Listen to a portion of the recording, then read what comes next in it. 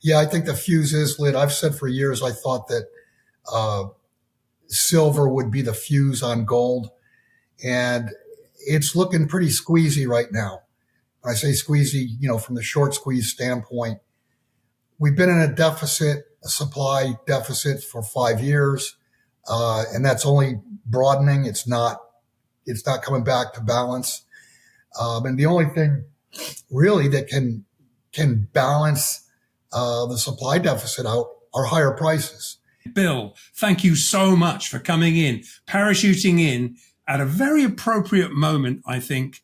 Because what's running through my head, and in fact, as soon as I saw silver breakout, I recall you saying, I'm talking about years and years and years ago, that silver would ultimately bring down the entire fractionally held house of cards. And so now we've got the US short of silver for military and industrial purposes. They've had to recategorize silver as a critical mineral. It looks very much like the fuse is lit, my friend. Yeah, first, thanks for having me, Andrew. Yeah, I think the fuse is lit. I've said for years I thought that silver would be the fuse on gold, and it's looking pretty squeezy right now. When I say squeezy, from the short squeeze standpoint, we've been in a supply deficit for 5 years, and that's only broadening. It's not coming back to balance. And the only thing really that can balance the supply deficit out are higher prices. Now, the problem in the metals industry is that the supply chain is relatively inelastic time-wise to price. You could discover gold or discover silver today, hit the mother lode, but you won't be in production for 7, 8, 10 years just because you've got to build out the infrastructure. You've got to get all the permitting, et cetera, et cetera. So it's an unusual market compared to, say soybeans or whatever. You just plant more for that year to make up for a deficit. You can't do that with silver. And I think ultimately, silver is going to fail to deliver. In my eyes, that's within the next few delivery periods. So I think before year end, you're going to see the silver market break. That will immediately spill over to gold. And the problem with the gold market breaking, when I say break, I'm talking about contracts basically going to zero and physical being not obtainable. The problem with that is gold is a thermometer, barometer, whatever you want to call it. Much, much higher prices means that confidence has or is breaking. And the entire Western world's financial system runs on confidence. And I remember you long time ago saying, arguing that, it's not that the price of gold has gone up. It's just that it's taken more debased dollars, euros, yen, whatever, to buy that very same ounce, which has not changed at all. Right. An ounce 100 years ago of gold or an ounce today or an ounce 100 years from now is still just an ounce of gold. It doesn't change at all. The only thing that changes is the measuring stick, and that measuring stick are currencies. And currencies worldwide are going down because gold has broken a new highs in all currencies. That's over a 99% drop in purchasing power. And that's happening with other currencies. And we can talk about yields, if you'd like, sovereign yields, because they're going higher worldwide. And that's the real tell as to what's happening. Yeah. So what are you seeing? What are you seeing as far as, yields are going, see it in this country, we see gilt yields going through 1998 highs. What's happening on your side? Well, yields across the board, sovereign yields are defying, if you will, what the central banks are trying to do. The central banks have started to cut. We're going to probably get an interest rate, a Fed rate cut this month in September. Go back a year ago, the Fed made, 3 cuts totaling 1%. So short-term rates dropped 1%. But while that was happening, long-term yields rose by 1%. So I think the danger with this September rate cut is that they cut rates and we get a sell-off in bonds. Now, that said, well, that would show the Fed losing control of the yield curve. And that's important because obviously, it's the biggest market, and all financial markets are based by a foundation of paper, of U.S. Treasuries. Now, that said, I think the most important yields to watch are the Japanese 10 and the Japanese 30-year bonds. And the reason they're important is because for years and years and years, when Japan was zeroed out as far as interest rates, the yen carry trade is what a huge factor in blowing this bubble to where we've gotten to. And a stronger yen and higher interest rates or lower bond prices, what that does is that's going to unwind the carry trade. So for years and years and years, leverage was put on the long side. And with these much higher yields and a stronger yen, that carry trade is being forced via margin calls to unwind. And when you get something of the size of the carry trade unwinding, it cannot ultimately be a slow, conservative drop. I mean, this is going to be, it'll be some wild times. I guess I'd really love your feedback on this because obviously we have a lot to talk to, a lot of people. And basically, because what we see is the global central bank sovereign institutional de-dollarization process is underway. And because the bond price is kind of dictated by foreign buyers or the nominal price of bonds. I mean, it looks like, to me, it looks like if this bond yield, if it reached as high as 5%, this was the level that was told to me, they figured that would be the inflection point that would trigger yield curve control. Is that about right? Or yeah, well, 5% was the high. We're 4.25 thereabouts now on the 10-year, but that was the high on the move. Up from, at one point in time, I think the 10-year traded as low as 0.6 of 1%, or maybe even lower. So it's been a huge move already. And, I don't know if 5% is the number or not, but there is a number that unwinds the entire credit edifice. Because what you need to understand is that the entire world, whether it be financial markets or the real economy, everything runs on credit. And if credit becomes more expensive because it is being shunned by foreigners, how does the U.S. How does the U.S. fund a $2 trillion deficit? That's an extra $2 trillion every year that they have to borrow. And the answer ultimately is the Federal Reserve will buy those bonds. But that is, outright and direct monetization. The problem that the West is in right now is it's a debt trap. We're paying in the U.S., we're paying $1.5 trillion in interest alone. You've got problems in France. You've got problems all over the world with sovereign debt. There's too much of it. How do you service it? That's why they're desperate to get yields down. But Mother Nature, market, is pushing rates higher. And that's where rates should go because there's more and more risk. There's little to no risk premium in sovereign bond yields across the globe. And so essentially, the way that just so subscribers understand what we're talking about, so yield curve control is essentially going to flood the market with cheap money, isn't it? And so what's your hedge? Global central bank gold buying is going to certainly be incentivized. What's the hedge for most people? Yeah, well, the obvious hedge is gold and silver, and the reason being, gold nor silver can bankrupt.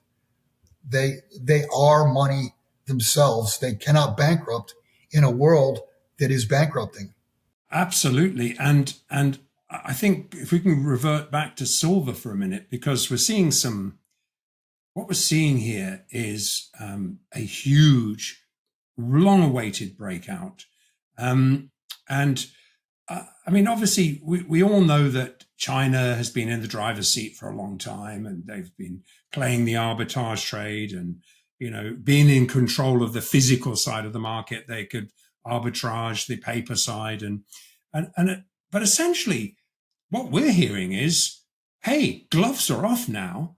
And especially after Trump's most recent BRICS attack on the BRICS, like clearly putting the BRICS in the crosshairs with tariffs, and then most recently some very odd statements that he made after the SCO meeting. What's your thoughts there? Yeah, I think your comment, the gloves are off. I think that's up until this point. I mean, it would be extremely easy to break the Western financial system with $5 or $10 billion. I mean, if you went into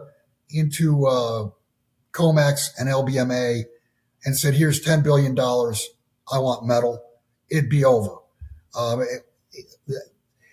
There's no way to deliver that kind of metal short term. So it would break the markets. In the past, I want to say that Russia, China, the rest of the world were being polite because they didn't want bombs raining down on them.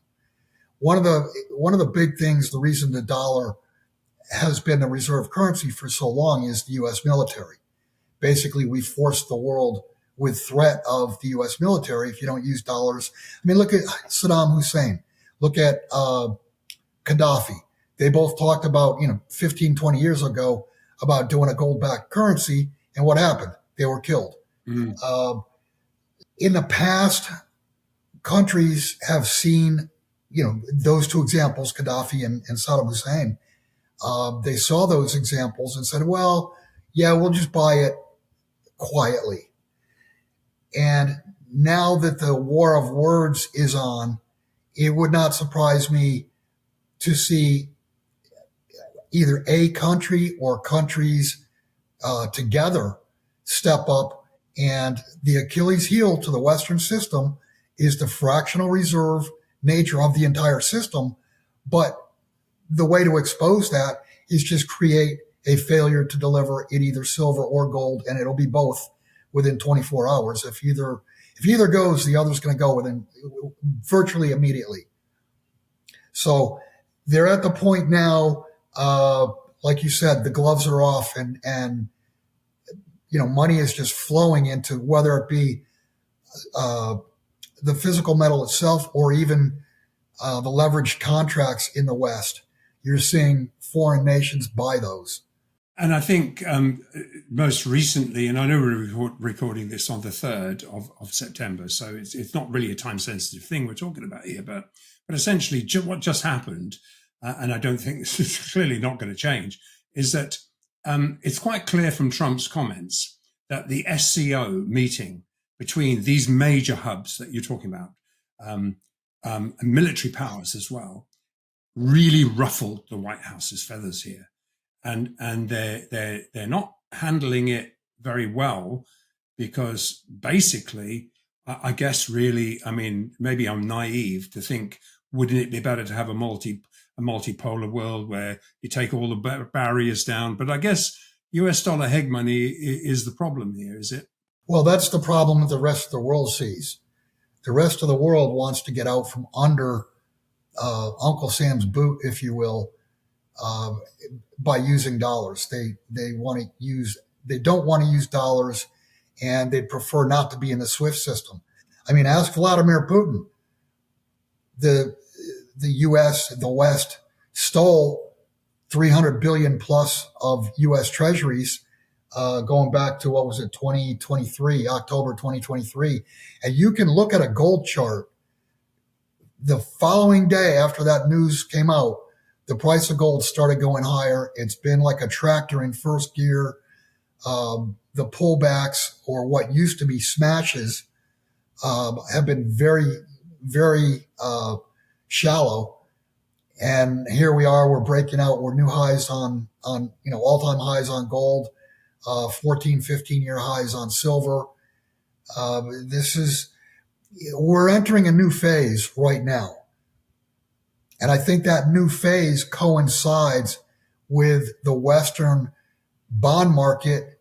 Think the Western credit system is faltering.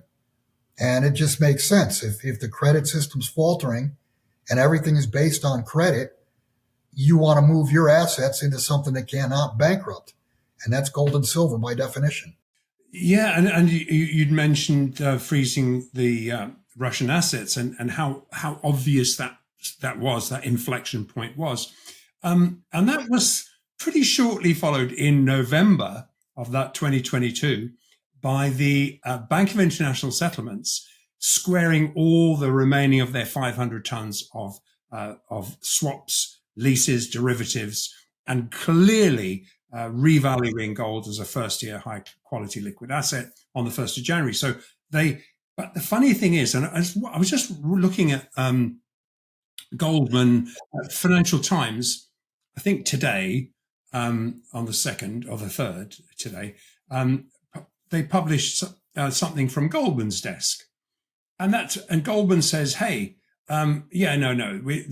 clearly there's a lot of unreported buying. So while the World Gold Council show that acceleration of demand, they then show a red dotted line that says, oh no, there's a hell of a lot of unreported gold. And essentially then we speak to our liquidity providers, who one of them is a Goldman guy, and he says, oh no, it looks like, what they're saying is officially, it looks like unreported is probably around about 33,000 tons. But he said, more realistically, we think it's 42,000 tons. So, so much is going on under the radar here. And that's probably because a lot of, when you think about the gold that's flowing into China, gold and silver flowing into China, it goes through 42 customs districts, which have 680 individual customs offices. There's so much fiddle room here. It's unbelievable. And of course, we've known for years, people look the other way. It's probably very likely, and the feedback we get, this is military. This is to stock up military critical assets. Gold and silver are critical minerals. I spoke about this probably back in 2016, 17, 18, with the amount of gold that was coming into Shanghai, was many, many, many multiples of what the government has raised. What are that? 3,200, 3,500 tons, something like that, China officially. The real number absolutely has to be over 25,000 metric tons, and that's triple what the U.S. says we have, and we haven't audited since 1956. So I think clearly China has way, way more gold than they say they have. I think probably Russia too. And just go back to the old saying, he who has the gold makes the rules. And that's what they're preparing for. They're preparing for the dollar/bonds, Treasury bonds, to implode. And that if a country has no gold on their books, on their balance sheets, then they're stuck with that black hole of loss. Whereas if they've hedged and now have a good sized position in gold, what they lose on dollars, they're going to more than make up on gold.